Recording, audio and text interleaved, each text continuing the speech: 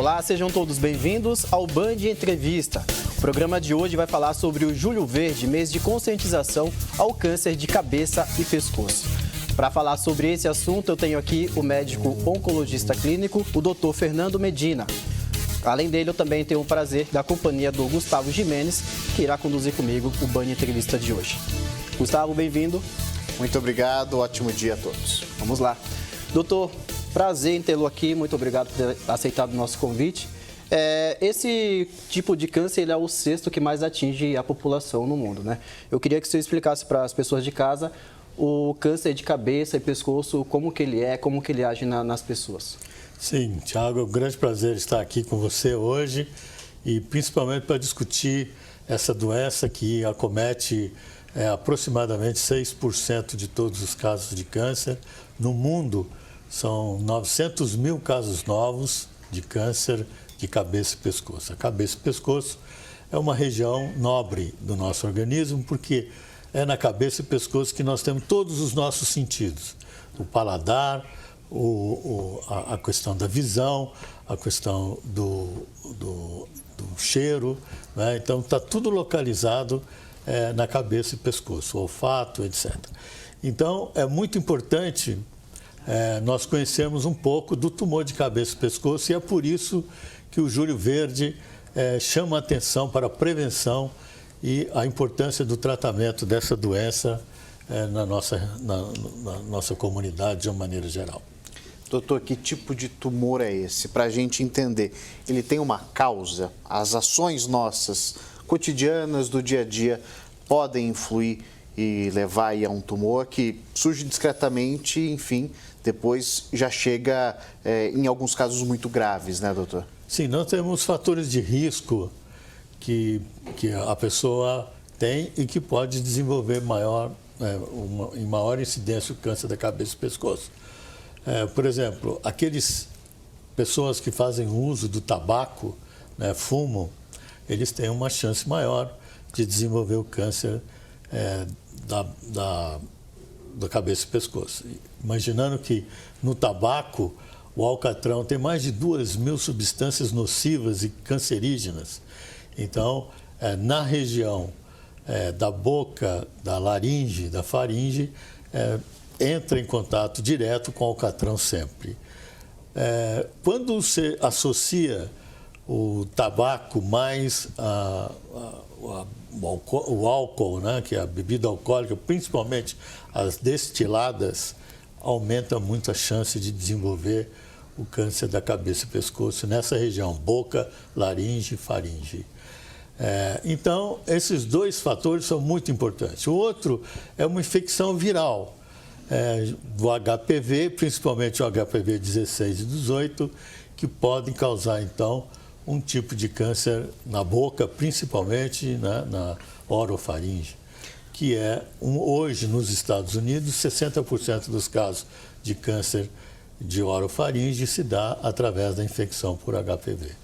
Uma dieta pobre em frutas e legumes, que tem um componente grande de vitamina A e que desenvolve uma proteção celular também. Normalmente, essas pessoas não comem fruta ou comem legumes verdes, amarelos e vermelhos. Então, esses são os problemas. Outro problema é local, por exemplo, aqueles que têm uma má higiene oral, que têm vários dentes quebrados e que aquilo forma uma infecção crônica. Então, é um paciente que tem um risco maior de desenvolver o câncer da cabeça e pescoço. Agora, doutor, os tumores malignos, eles correspondem a 3%, né, de todos os tipos de câncer. E é o quinto que mais atinge, né, os homens, com cerca de 10 mil tumores por ano. Sim. Por que os homens são tão atingidos com esse tipo de tumor? Sim, porque os fatores de risco estão mais relacionados com o sexo masculino. Hoje em dia, as mulheres também têm aparecido bastante casos de câncer de cabeça e pescoço. Porque foi depois da década de 60 que a mulher começou a fumar e também a beber bebida alcoólica. Então, hoje, ainda é o principal incidência o sexo masculino, mas o sexo feminino tem aumentado também de incidência. Lembrando que no Brasil, 10% da população é fumante ainda, ou seja, mais de 20 milhões de pessoas, a despeito de todas as campanhas que a gente faz para evitar o tabaco, ainda temos um grupo bastante resistente e continua fumando. Doutor, eu entendi essa questão do comportamento, achei muito importante, mas eu quero voltar para a questão viral, né? Para a questão do HPV. Até para a gente aqui entender, esse vírus, o HPV, ele causa inúmeros probleminhas na nossa vida, desde uma simples verruga até o câncer de colo de útero, que é bastante falado, bastante divulgado. Primeiro, como que é a transmissão e, principalmente, o senhor falou que é o tipo 16, o tipo 18, queria que o senhor explicasse exatamente qual que é o principal tipo de transmissão desse, especificamente, e são os mais virulentos, né, de fato. O HPV 16 e 18 são os dois mais virulentos que tem. A transmissão, normalmente, é pelo ato sexual, né, com a popularização do sexo oral, isso faz com que o câncer de boca tenha sido disparadamente o tumor mais frequente e que tem essa etiologia do HPV. Então, esse vírus, a gente não sabe bem como que é o mecanismo, mas provavelmente ele altera o DNA da célula, né, da célula da boca, da laringe, e faz com que essas células comecem a multiplicar indefinidamente, formando o que a gente chama de carcinoma ou carcinoma epidermoide, porque é na epiderme então, que ele se instala mais frequentemente e vira então um tumor maligno. E uma célula vira duas vira quatro, numa progressão geométrica, e isso faz, com o tempo, essa célula se desgarra e vão fazer então o que nós chamamos de metástase, caindo na corrente sanguínea ou numa corrente linfática, vindo para a região cervical, onde é a primeira estação metastática do câncer da cabeça e pescoço. Agora, doutor, alguma ferida nos lábios, na cavidade, que não cicatriza aí em 15 dias, isso pode representar um câncer? É um motivo para a pessoa se preocupar, procurar um médico? Perfeitamente, você disse tudo. Qualquer ferida que não cicatriza em 15 dias, ou a mudança da voz, inclusive, vocês que trabalham com a voz muito frequentemente, uma rouquidão com mais de 15 dias, você deve procurar o médico, uma ferida na boca com mais de 15 dias, porque isso pode representar um tumor e bem no início, e nós sabemos que quando a gente detecta precocemente o câncer de boca ou de laringe ou de faringe, nós temos uma chance de 80% de cura dessa doença. Quando a gente detecta ainda com a doença loco-regional, ou seja, no local onde começou e talvez um gânglio pequeno no pescoço, a gente tem 60% de chance de cura. Mas quando a doença já escapou daquela região, nós não temos quase nenhuma chance de cura da doença. Então, o diagnóstico precoce nessa doença é fundamental para a cura e para o tratamento menos agressivo. Doutor, uma dúvida, aproveitando, né, pegando carona no que o Tiago falou, a pessoa, muitas das vezes, pode ter ali aquele sintoma, sentiu ali a ferida ou está rouco por 15 dias, passa um tempinho, para. É possível que ainda assim esteja ali uma doença, como o caso do câncer, ou não? Eu estou dizendo isso até para o pessoal poder entender, juntamente comigo, como que funciona. Porque tem doença que dá o sintoma, depois dá refuga, mas continua ali, firme e forte, né? Acontece isso nesse caso? Sim, pode acontecer, mas no câncer, a grande maioria das vezes, ela progride, e aí ela aumenta a sintomatologia. Ela começa a crescer, como eu já disse, uma célula vira duas vira quatro, numa projeção geométrica, e aí ele forma o que nós chamamos de tumor, ou um aglomerado amorfo de célula, e que pode, então, disseminar para outros locais. Agora, doutor, acho que poucas pessoas se importam, né? Mas um lábio não protegido, um protetor labial, isso representa um risco muito grande também para um tipo de câncer, né? Na boca, por exemplo. Sim, sem dúvida. O lábio faz parte do câncer da cabeça e pescoço e é um local onde, além de todos os problemas, ele tem contato direto com o sol, principalmente com as irradiação ultravioletas, e que pode, então, desenvolver um câncer nessa região. O bom é que no lábio ele é externo, então se vê logo que tem aquela ferida e tudo, e logo ele busca um médico, né? Quando é interno, principalmente na hipofaringe, a hipofaringe é a região da cabeça e pescoço, que vai do nariz até na boca do esôfago. Naquela região, é uma região que o tumor, normalmente, quando a gente descobre, já está muito avançado. Ou descobre porque a pessoa não está conseguindo engolir bem a comida, né? Então ele engasga muito, ou a dor é muito intensa na hora de comer. Então, o diagnóstico no câncer da hipofaringe, como ele é interno, é mais difícil de ser feito do que do lábio ou mesmo da boca, porque a boca, muitas vezes, um dentista descobre uma lesão numa região da boca, na região jugal ou na língua. É mais fácil de fazer o diagnóstico. Vamos pro break? Eu posso só perguntar tirar uma dúvida ainda sobre esse assunto? A proteção pode ser simplesmente com o que a gente tem aí, manteiga de cacau. Tem uns que são mais caros, mas a manteiga de cacau já funciona. Funciona bem. Perfeito. Funciona bem. Perfeito, doutor. A gente vai fazer uma pausa. Band Entrevista hoje recebendo aqui o doutor Fernando Medina, ele que é médico oncologista clínico. Rapidinho a gente vai tomar uma água e já volta.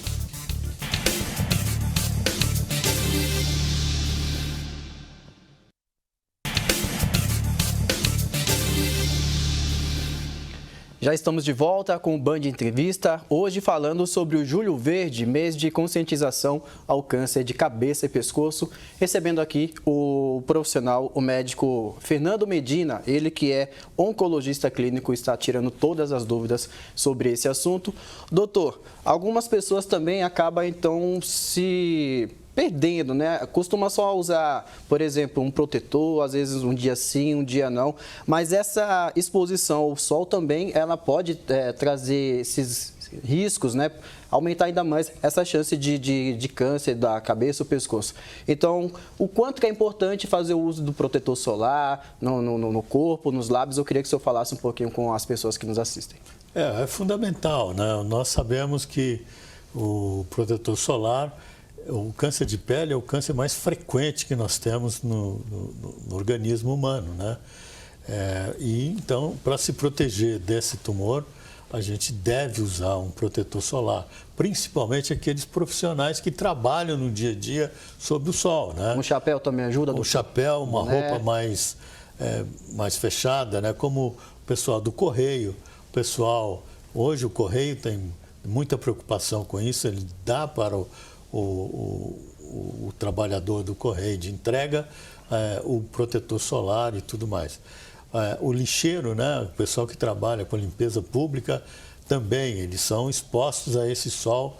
A maioria nossa aqui é da raça branca, exposto a um sol tropical, então o câncer de pele ele passa a ser uma preocupação muito grande. E na cabeça e pescoço, que está sempre mais exposto, a gente tem muita lesão de pele, né, na região frontal ou na região da face, exposto muito ao sol, e é onde tem o maior número de câncer de pele. Doutor, sobre isso eu tenho duas dúvidas. A primeira, com relação, muito semelhante a que eu encerrei o último bloco, com relação até mesmo ao preço de protetor solar. Tem os mais baratos e os mais caros, mas acho que o importante nesse caso, ainda mais para o rosto, é focar na numeração, no fator, né? 70, 50, Isso. Qual que o senhor mais indica? Depois do 25. 25 em diante. De 25 em diante. Mas quanto mais você está exposto, melhor você usar um de protetor, de proteção maior.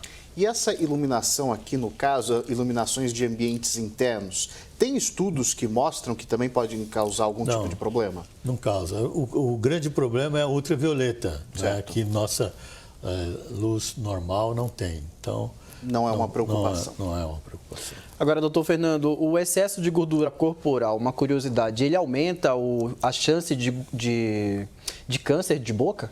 Sim. A obesidade, ela está intimamente ligada à maioria dos casos de câncer. E hoje em dia nós sabemos que o paciente obeso, ele tem uma chance maior de desenvolver câncer da cabeça e pescoço.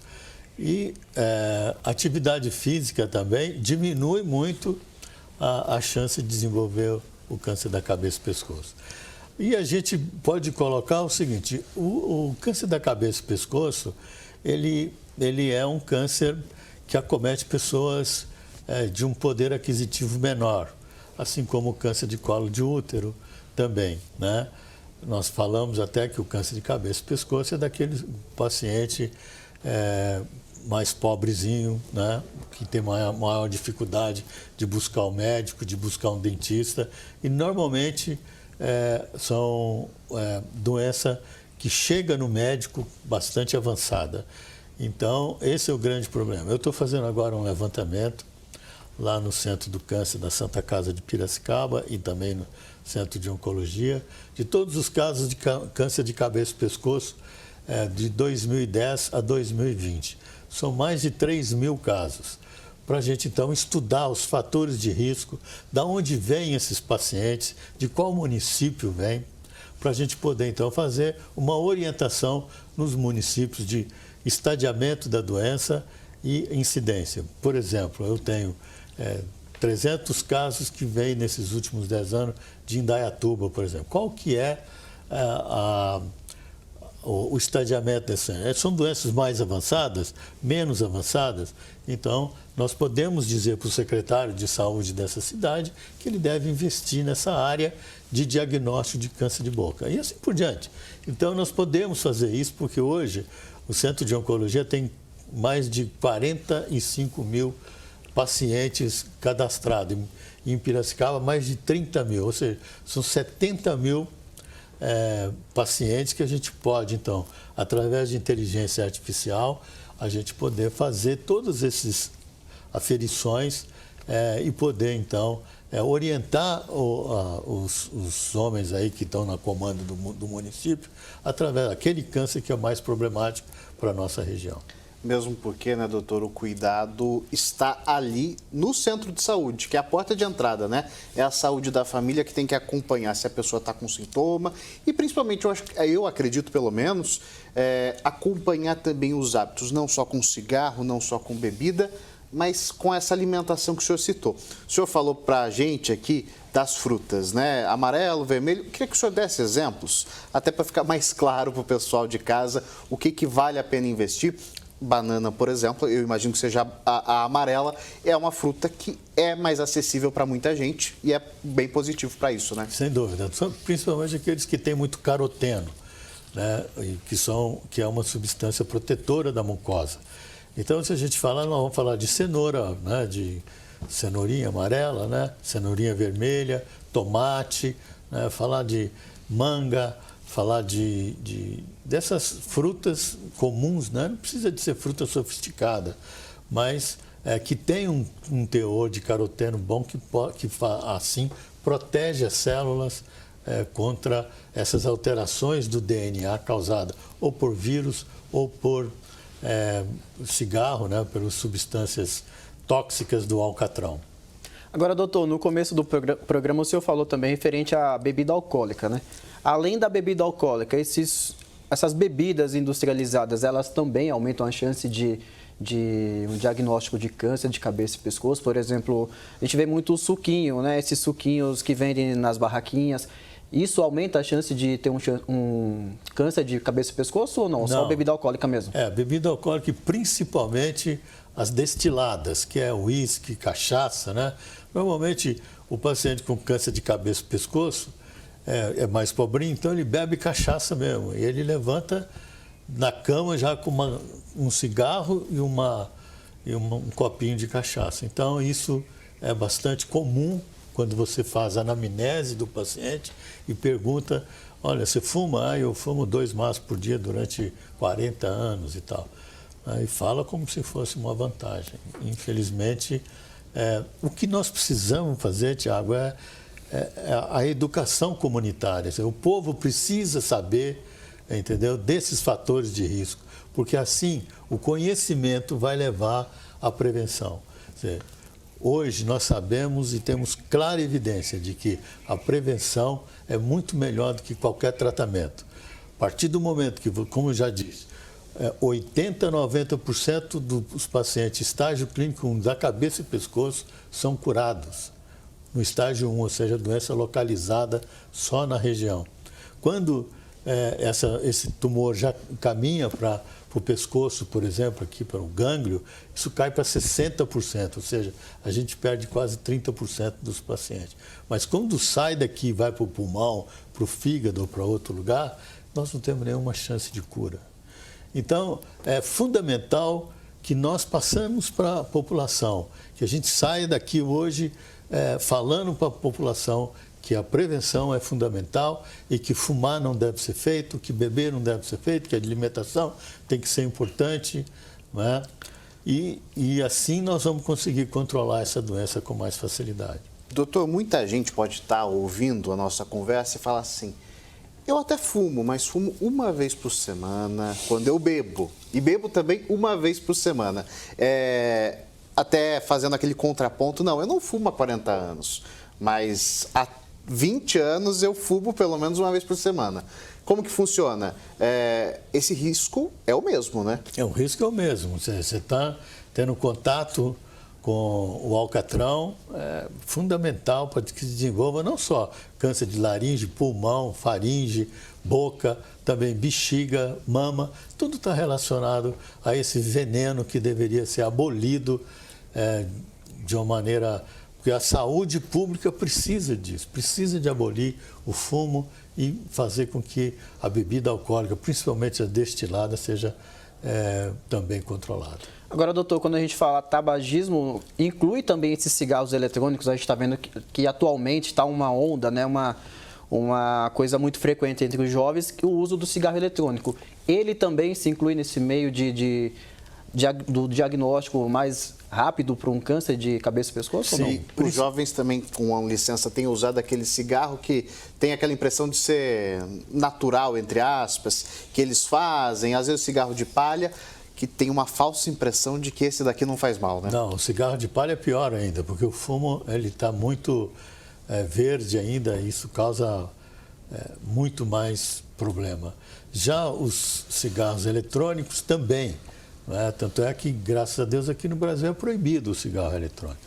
Mas ele causa uma pneumonite, uma doença pulmonar, já morreu muita gente com essa doença causada porque a fumaça, eles imaginam que não tem alcatrão, ele não deveria causar alteração celular. Porém, ele aumenta a quantidade de nicotina e isso faz com que as pessoas se viciam muito mais e quando não tem o cigarro eletrônico, ele acaba indo para o cigarro comum. Então, é uma coisa que tem que desaparecer da face da terra. Doutor, não sei se há estudos, mas é isso mesmo que eu quero entender. Se tem algum tipo de pesquisa que aponta que esse câncer daqui da cabeça, daqui do pescoço, necessariamente na metástase vai para outros órgãos ou órgãos específicos, né? Tem estudos que indicam, normalmente no fígado vai para o cérebro e assim por diante. Nesse caso, tem algum apontando? Sim. Rapidamente, doutor, que a gente está com o tempo bem apertado. Certo, perfeito. As metástases do câncer de cabeça e pescoço, normalmente ele é loco regional. Porém, o pulmão é um local frequente de metástase do câncer da cabeça e pescoço.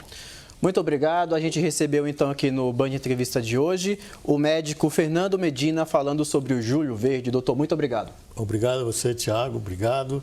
Foi muito bom e eu espero que a população que ouvir se sinta à vontade de perguntar. Nós estamos lá no Centro de Oncologia Campinas à disposição. Gustavo, obrigado pelo programa de hoje. Ótimo dia a todos. E é isso aí, gente. A gente volta a se encontrar na câmera 3, vamos lá, Piazinho, no próximo programa aqui no Band Entrevista com mais um tema para você nos assistir aqui na tela da Band. Até o próximo programa.